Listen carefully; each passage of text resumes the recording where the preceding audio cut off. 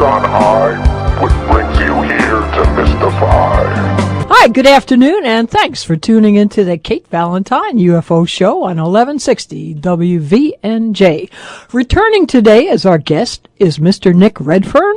Now, if you have had even a passing interest in UFOs, you are familiar with Mr. Redfern and his investigations, writings, and appearances on numerous TV and radio shows.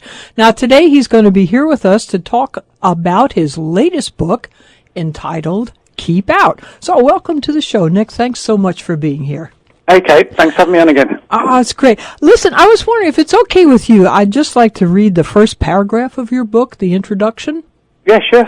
Okay, it goes, Area 51, Hangar 18, Montauk, Pine Gap, Fort Detrick, Rudlow Manor, Zitker, Porton Down, the Dugway Proving Ground, and Dulce Base.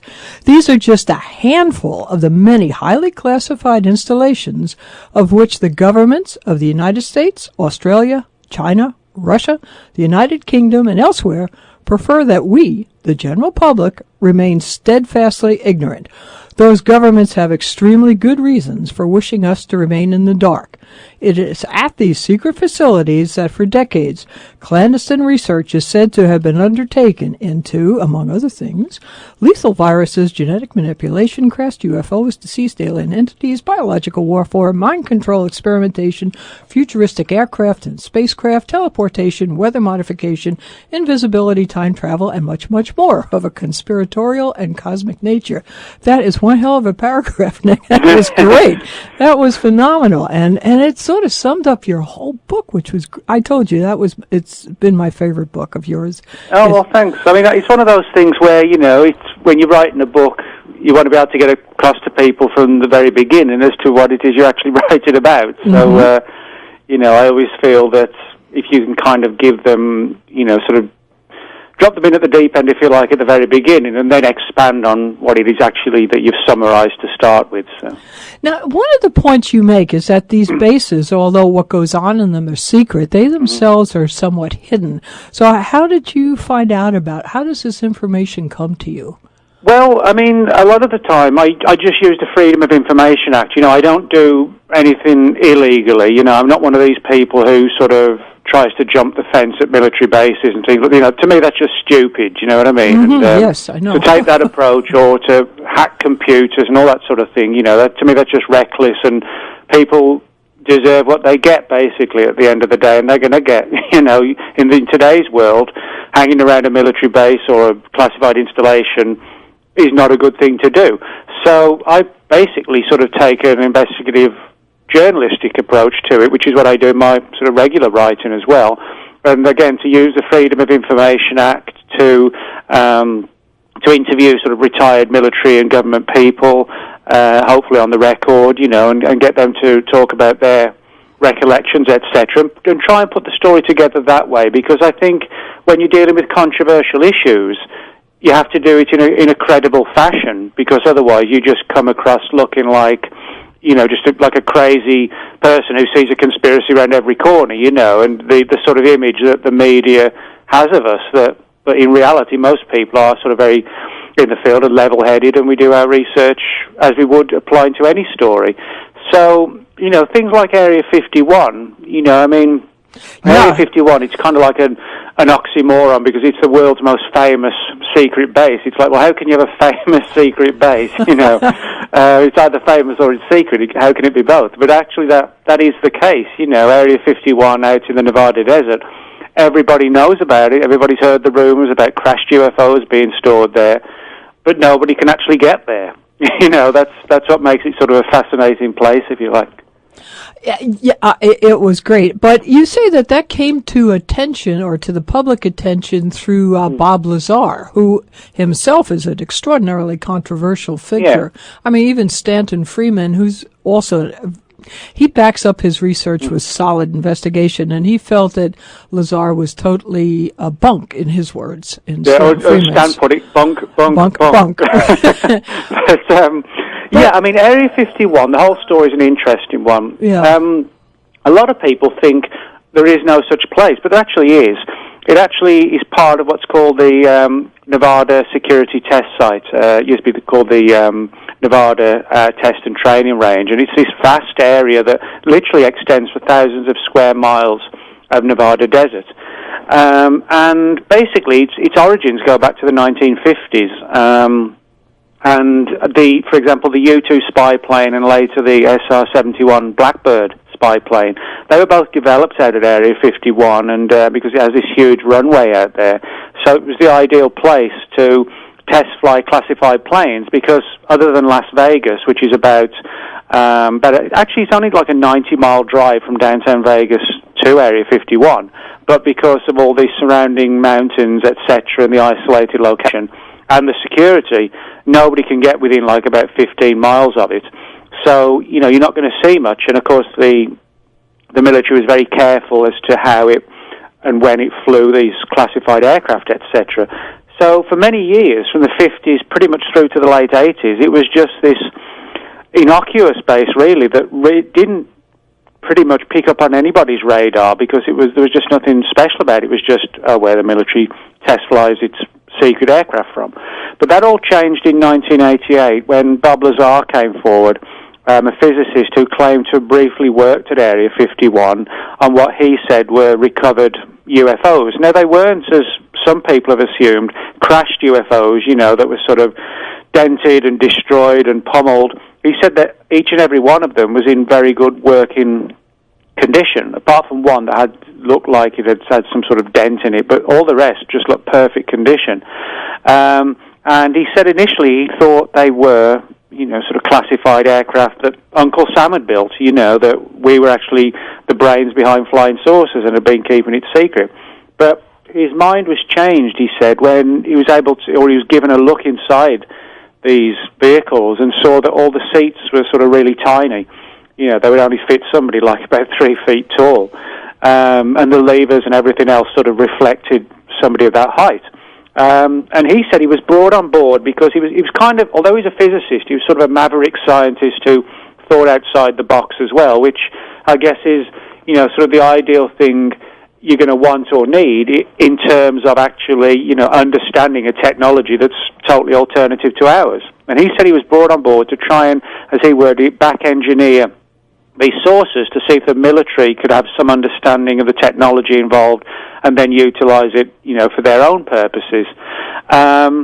And he said he was only on the program literally for a few months because despite all the warnings not to talk and keep silent, he told his wife and a number of family members and friends, and apparently the military was supposedly listening in on the conversations, and they basically slung him out the base. Now, that would have been the end of the story, except for a couple of things. Lazar said that he was ordered, basically, to return to the base, and because he'd sort of blown the whistle on the world's biggest secret, he felt that if he'd been out deep into the Nevada desert to this classified military base, he might never come back, you know. And on top of that, somebody tried to shoot out one of the tires on his car. Now, whether that was, as I point out in the book, whether that was a deliberate attempt to try and kill him or it was just some sort of psychological thing to warn him, which I think is probably more likely, he decided to sort of go public because he felt the more visible he was, then, you know, it would, if anything happened to him, it would just bolster what he was saying. Now, when he did go public with his story, you know, sort of all hell broke loose within the whole UFO research field, with some people like Stan thinking, you know, it was just a fabricated story, other people thinking, you know, it was the genuine article. Now, what's interesting about Lazar is that, you know, for every attempt to knock him down, we find something intriguing which suggests he shouldn't be knocked down. For example, you know, a lot of his education records cannot be found for the places where he claimed to have got his background educations. But we do know and we can prove that he did work in the early 80s at the top secret Los Alamos labs on highly advanced physics programs. Ironically, his name actually turns up in the Los Alamos phone directory for 1982. That's verified.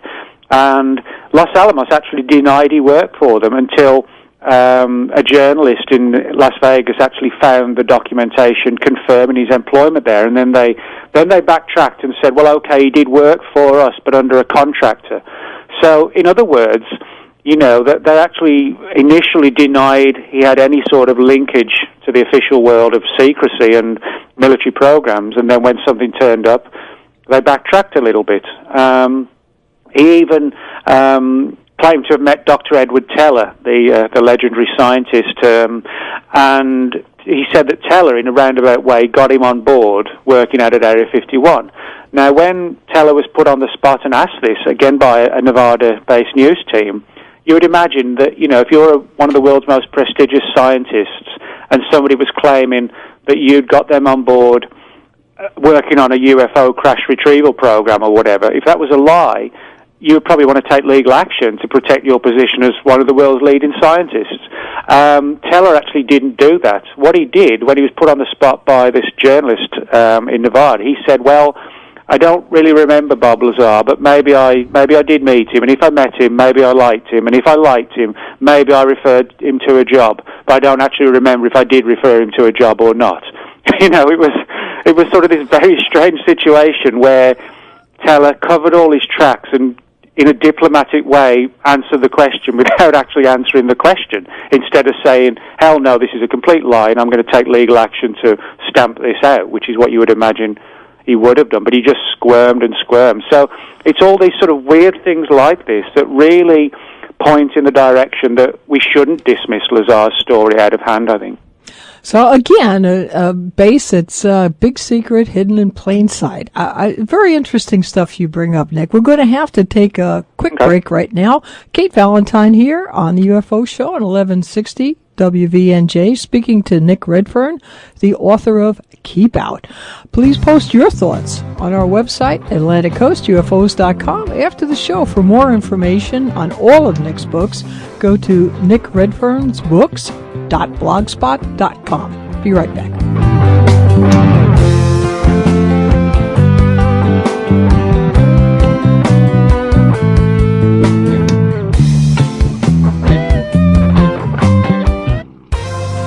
Hi, welcome back to the Kate Valentine UFO Show on 1160 WVNJ. Our guest today is Mr. Nick Redfern, the very well-known UFO investigator and author, and is here today to discuss his latest book, Keep Out.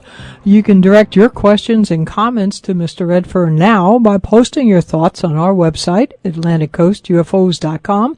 After the show, you can find out so much more about all these hidden bases and other books that Nick has written on his website, nickredfernsbooks.blogspot.com. I hope that was the correct website, Nick. That was correct, yeah. Okay, that was the one we had for you. Yep. We had a question that came in from Bobby, and hi, Bobby, and he was wondering if you knew about a hidden base that was just discovered in Alaska between Nome and the naval base. I hadn't heard about that. No, I actually haven't heard about that one at all, but I mean, what I would say is that, all around the world there are underground military installations, many of which sort of go back to the early years of the Cold War. In a lot of cases, the reason we don't know about these places is because, in some respects, they're not brand new. A lot of them are very old ones that are, constantly being sort of reformatted and added to,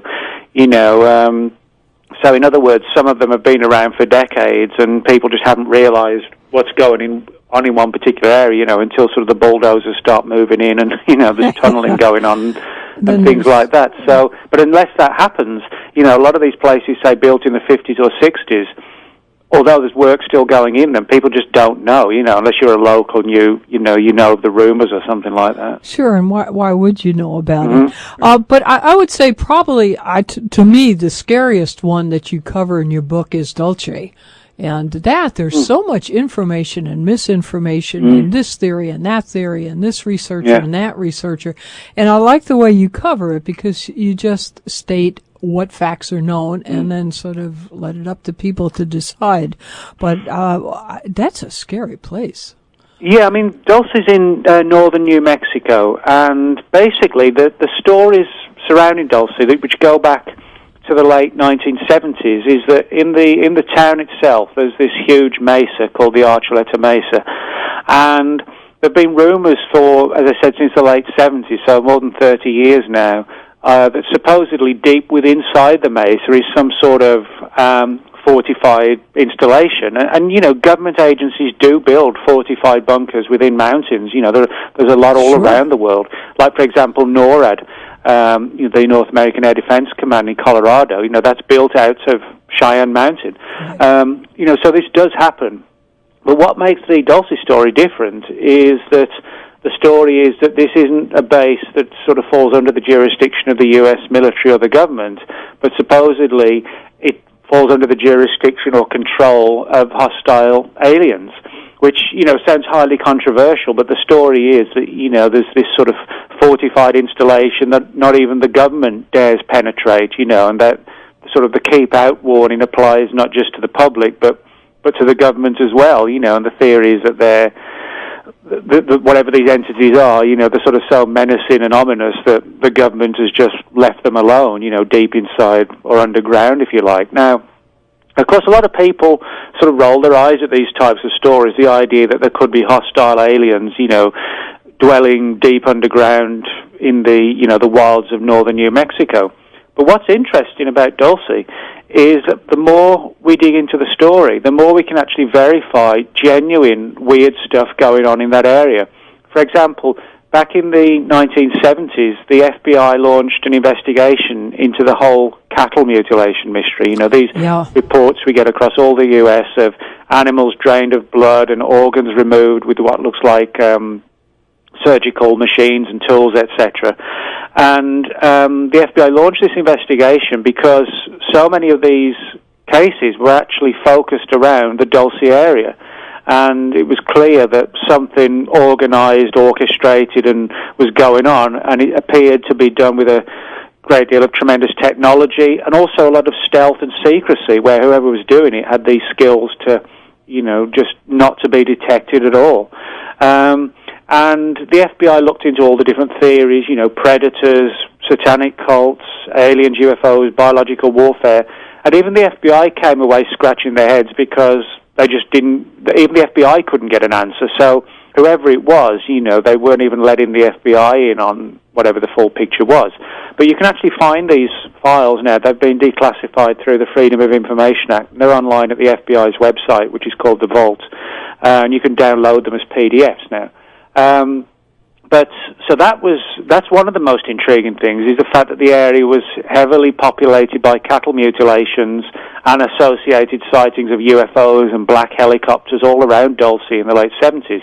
Now, if we go back further, in the 1960s, only about 10 miles from the Dulce area, in 1967, a very small, sort of low-yield atomic device was actually exploded deep underground, as I said, only about 10 miles from the Dulce area. And this was part of something called Operation Gas Buggy, and the idea was to set off these bombs to provoke the release of natural gas, which the natural gas could then be basically, turned into a source of energy. This was a Department of Energy project. Now, if you go to the area today where this blasting was done, you can actually find signs warning you on a penalty of basically arrest and a fine not to dig underground anywhere in that vicinity.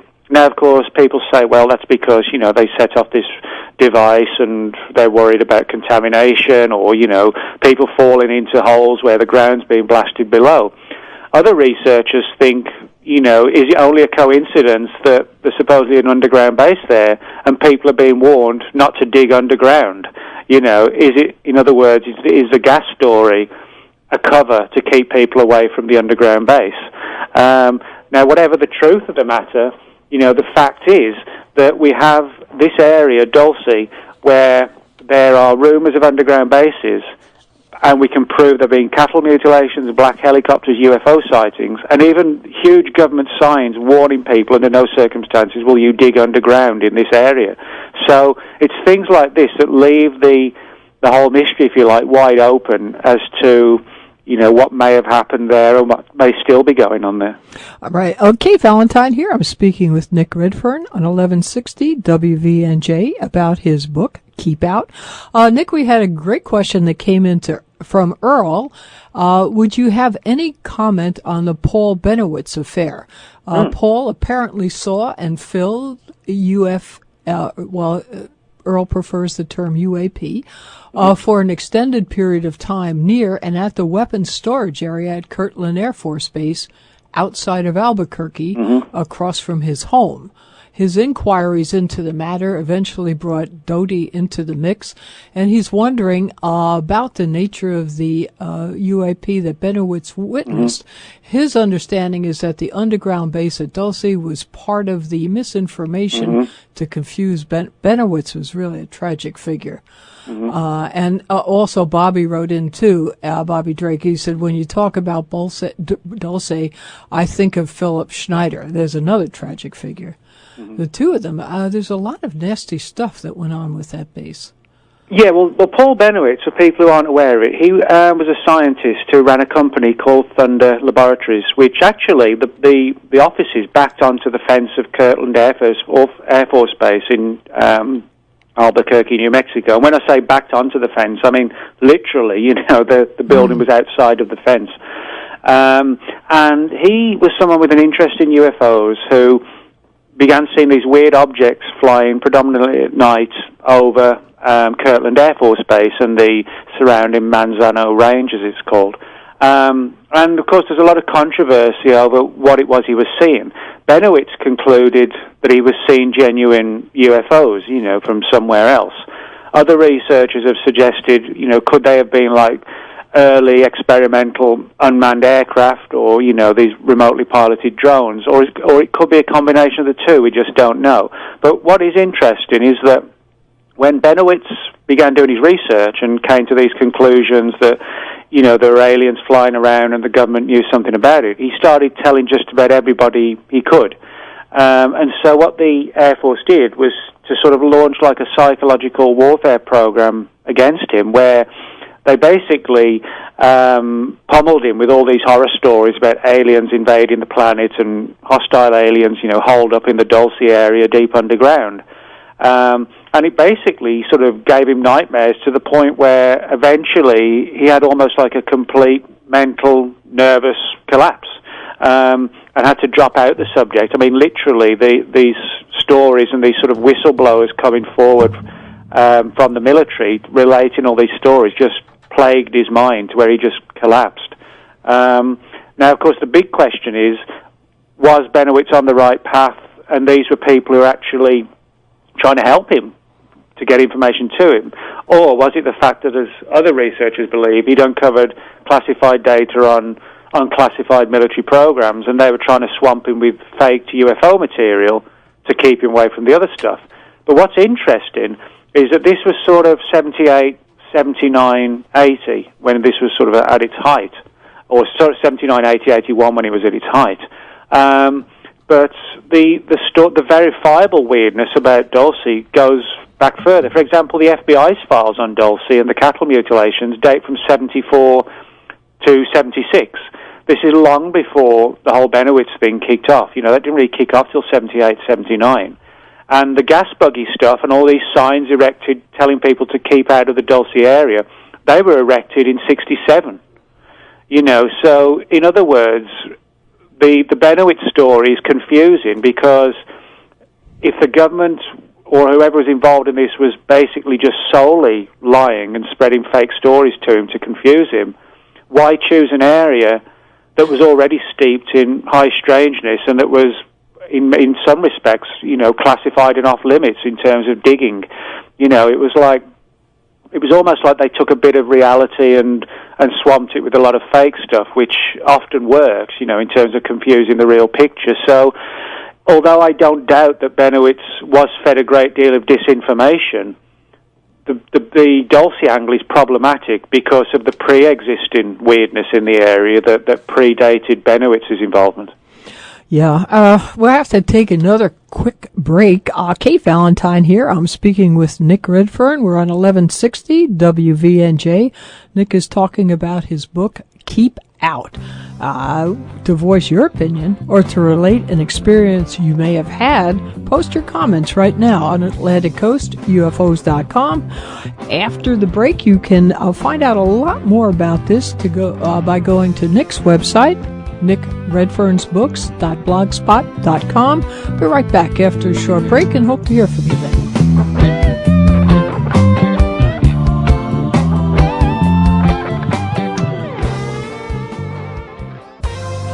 Hi, welcome back to the Kate Valentine UFO Show on 1160 WVNJ. Our guest today is Mr. Nick Redfern, talking about his book, Keep Out. You're welcome to add to this discussion by posting your thoughts, your opinions, or if you have had any experiences, we'd love to hear about them. Post that all on our website, AtlanticCoastUFOs.com, to find out more about these secret places, and there's many, many more. We just can't go all over them in 1 hour. Go to Nick Redfern's website, nickredfernsbooks.blogspot.com.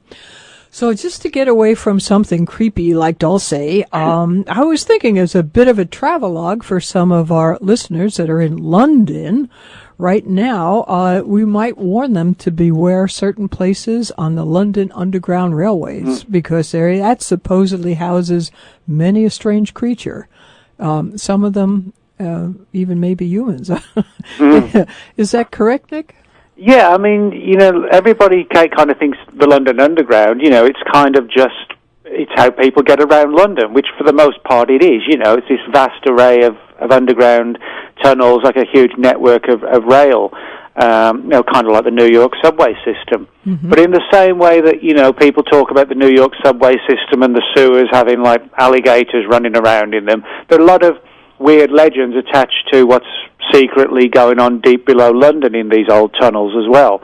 Now, what we can verify is that at the height of the Second World War, when the Germans were launching nightly bombing missions on Britain, obviously London was one of the main targets. So what happened was that the London Underground was basically, for the most part, closed down.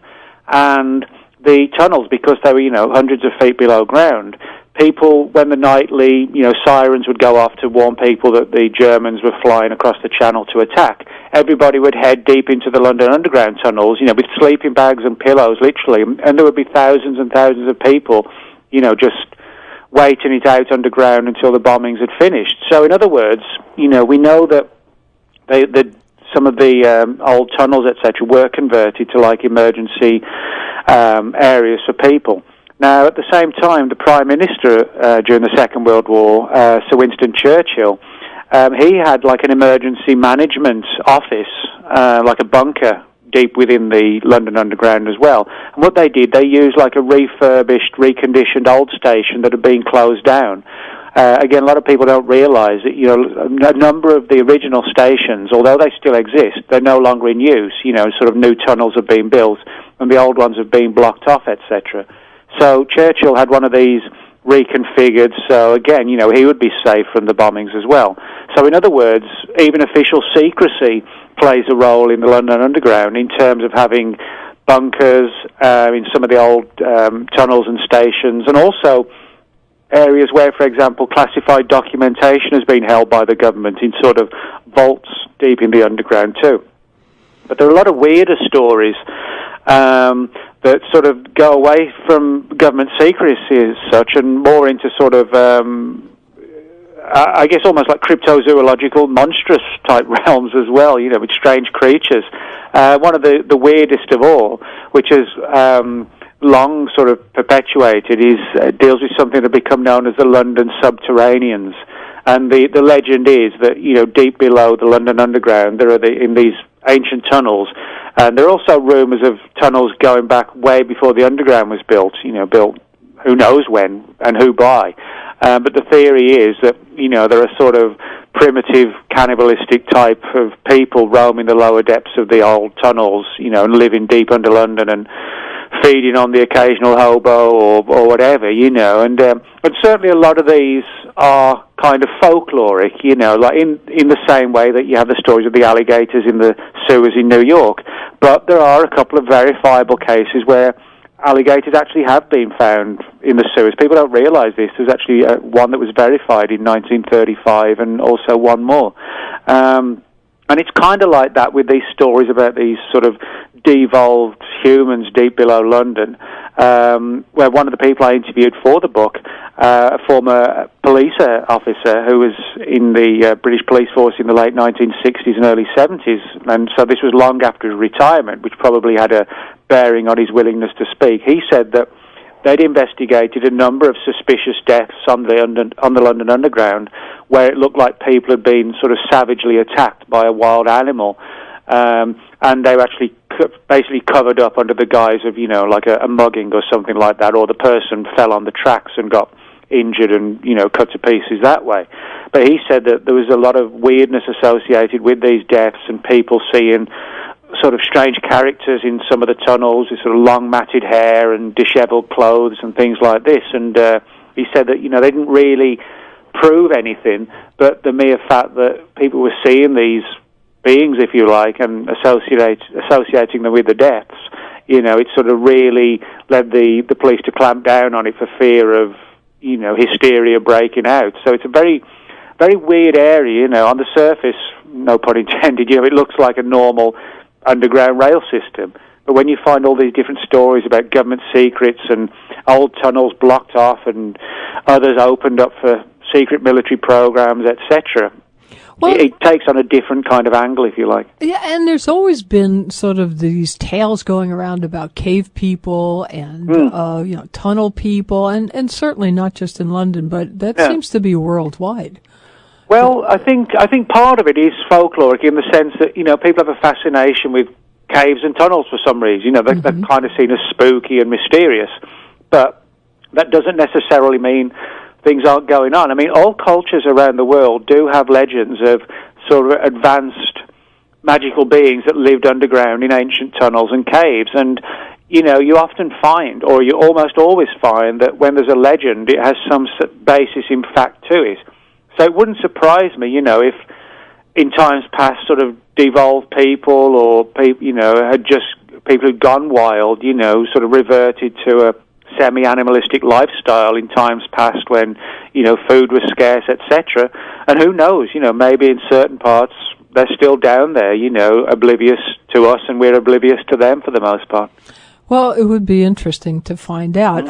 As far as the alligators in New York, back in the 30s, a lot of people coming back from Florida would bring these little baby alligators with them. And then they'd flush them. And I think actually you're right. There really were incidences of them being reported. So at least that's one theory that we've got nailed, even though the rest of them are sort of hard to do. Kate Valentine, I'm speaking with Nick Redfern. We're on 1160 WVNJ talking about his book, Keep Out. Nick, I think the thing I found most intriguing was that you brought up the possibility of there being existing alien or even human bases on the moon. And that also seems to have some basis, in fact. Yeah, this is, again, something that not many people are aware of. When we think of, trips to the moon and astronauts, we always think of NASA, because NASA is the public face of space exploration. And even though there isn't really, for any intents and purposes, a manned program anymore, it's pretty much been shut down when the last shuttle was basically put into retirement. But NASA is still perceived as the public face. A lot of people don't realize that over the years, military agencies have also taken a deep interest in outer space. And a number of the shuttle launches in the 80s were actually not scientific or astronomical missions. They were actually, the payload inside the shuttle was actually to launch spy satellites for organizations like the CIA and the National Reconnaissance Office. So, the military has a vested interest in outer space. And this actually goes back to the late 1950s, even before NASA as a unified official body was formed. And the US Army, for example, created this classified program called Project Horizon. And the basic idea was to build an outpost on the moon, which would be added to over time and become bigger and bigger to eventually become like a huge fortified installation. But it would start off, like the sort of typical little thing you'd see like at the North Pole or the South Pole. And this wasn't for sort of, again, for astronomical or, scientific reasons. It was basically, this was the height of the Cold War, late 50s. And, despite what both sides said, the Russians and Americans and the British, everybody, that don't launch any missiles at us because we can destroy you. The fact is that in a real war, nobody would win. We would have all gotten destroyed. And so a lot of it was just bluff and bravado, and neither side struck first because they secretly knew that neither could win, But the idea was the U.S. Army had this plan that in the event that the Russians did launch a sneak attack and it was catastrophically successful, how could America fight back? So the plan was, well, why don't we have an outpost on the moon which we can arm with nuclear missiles, and in the event we get attacked and our bases get taken out, we could still guide these, launch these missiles from the moon and guide them down through Earth orbit to Russia. So that was the plan, to have like an outpost that the Russians had no chance of reaching, but that we could basically use to reach them, if you like. Now, the plan that the military had was to have this base up and running by 1965, which is incredible. You think Neil Armstrong didn't set foot on the moon until 1969, but the Project Horizon files, which are now being declassified, or at least a few of them have, talk about the military wanting to get this secret base up and running in rudimentary form no later than 65. And people say, well, the project must have been cancelled because we've never seen any proof of that. But what we do know is that in that very year, 65, people were talking about classified NASA photographs that seem to show some sort of installation on the far side of the moon. One of the people who spoke about this is a former U.S. Air Force man named Carl Wolf, who said that he was openly told, albeit in sort of a secret, stealthy fashion, that NASA had captured photographs of some sort of installation on the far side of the moon, and NASA had no idea whatsoever who built it. Now, this sort of brings into question, well, if NASA didn't know, and they're the space program, then clearly it wasn't one of our bases, or anything that we put up there. That sort of gives rise to the alien theory. But on the other hand, knowing that the U.S. Army was clandestinely working on this secret program to build a base there, which had nothing to do with NASA's programs, that also gives rise to the idea, well, could it have been a classified military base that not even NASA knew about? Or could it be a combination of the two? Is the military up there because they know aliens are up there, so they're watching them? It could be sort of a combination of all three, potentially. Well, we're going to get right back to that after a short break. So Kate Valentine here. I'm speaking with Nick Redfern. We're on 1160 WVNJ. We're talking about his book, Keep Out. Those are the top secret places that the governments don't want you to know about. To voice your opinion or relate an experience, please post your comments right now at AtlanticCoastUFOs.com. For further information about all this, please go to Nick's website, nickredfernsbooks.blogspot.com. We'll be right back. Hope to hear from you.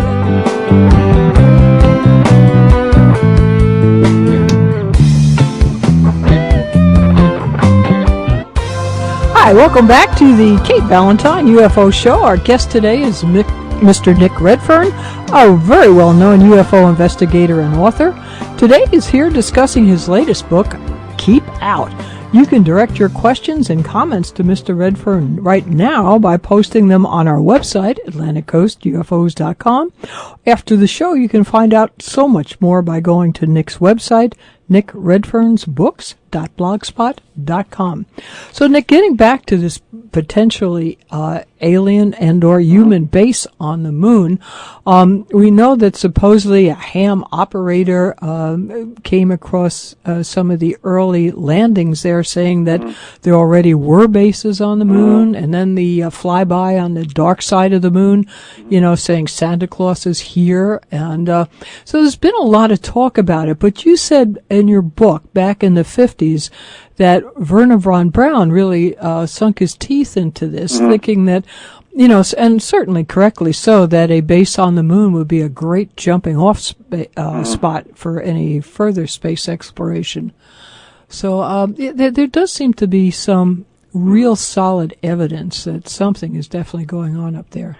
Yeah, I mean, the thing is, it's like if one day, we do sort of send manned missions to Mars, etc., then, the sort of rockets that took men to the moon, so the brute force, just, this huge rocket with just a tiny capsule on the top, the reason why those rockets were so big was because the rocket was just full of fuel, and it was just enough to get people to the moon. Same with the space shuttle, it has these huge boosters that took it into Earth orbit.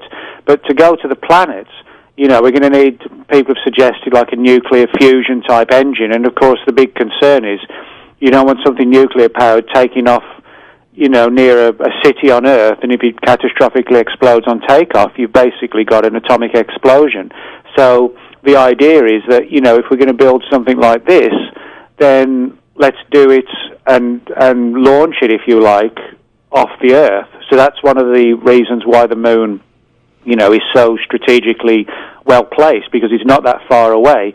And if we could build, a highly advanced spacecraft from there, in the event it went wrong, it wouldn't cause any sort of disastrous fallout or anything like that on the planet. So. Yeah, and there's been so much folklore about the moon itself. Like I forget honestly, but there was a monk back in the 1400s that wrote about seeing a lot of lights on the moon, and there's still tales of that. And actually, some of my friends have seen lights on the moon from time to time. Yeah, no, you're right. We get weird reports of strange lights. These tales about bases, about astronauts supposedly seeing UFOs on the moon, installations where the military, or government, and also strange, what look like rock carvings and structures. There's actually one very weird one that looks almost like a tower on the moon, like a thin tower, and it's, when you see the picture, it's hard to sort of reconcile that with just something that nature would have constructed, just like a perfectly almost formed vertical spire, if you like. So. Yeah, I think a lot of information will be coming out about the moon in the near future. A little bit off topic though, but Dale Lewis wrote in and he was wondering if you thought a lot of the slow-moving triangle UFOs that are sighted are actually stealth blimps, because he saw one about 8 years ago out in the Colorado mountains. I was lucky enough to see one over the New York City area too, and it certainly didn't. It just seemed like too big to come from outer space to me. I don't know. Yeah. Well, I'll be honest. Kind of in two minds over these so-called black triangles, because there's absolutely no doubt whatsoever that there's been a definite increase in these types of reports from sort of the mid-1980s onwards. These large black triangular-shaped craft that seem to be able to fly at very low speeds, or slow speeds, I should say, and then speed up to incredible speeds. They fly in almost complete silence, totally black. The military denies they belong to them, but then, the military has denied the existence of the stealth bomber and the stealth fighter until they were unveiled. So people have suggested, could it be like a highly advanced next generation stealth aircraft? Now that's to me, that's entirely plausible, but one of the reasons why I don't think that at least tells the full story is that through the Freedom of Information Act, and particularly in Britain through their files which have surfaced in the last few years, there are a number of reports of these triangles exactly the same as those reported today, back in the 60s. I'll give you a classic one. There's a case from a guy named Geoffrey Brown who lived in the county of Yorkshire, England, and he reported a sighting of like a fleet of these flying triangles in 1965. And this is a genuine report. It's been declassified, and I actually was able to track down Geoffrey Brown and interview him.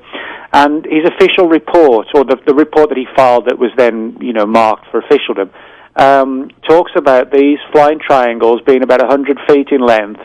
They were lit up by 3 lights below, and they had these rounded corners instead of angled corners, and they had this low humming noise.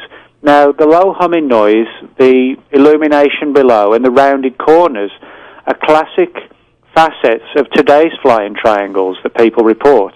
They're all, the classic signature signs of what people see.